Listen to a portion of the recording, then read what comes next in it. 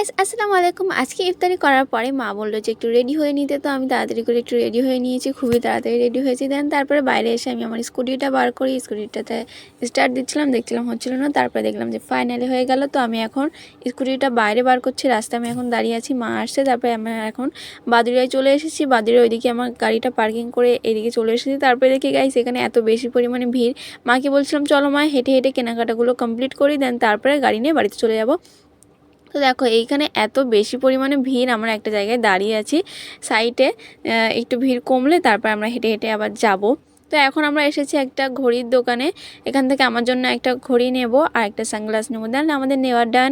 তো এখন আমরা যাব একটা টেসনাইট দোকানে। তো এখানে চলে এসেছি, এখানে ডিজাইনস হিজাব পিন নিতে এসেছি আমি, আর পছন্দ হয়েছে একটা নিয়ে নিয়েছি।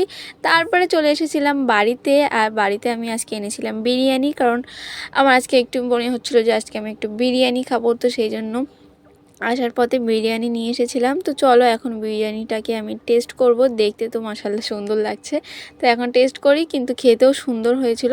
তো আমার কিন্তু অনেক বেশি গরম লাগছে, আমি পাখা ছাড়িনি, কারণ পাখা ছেড়ে আমার ভিডিও করতে ভালো লাগে না। তো যাই হোক, জানি না কেন এই অভ্যাসটা আমার মধ্যে।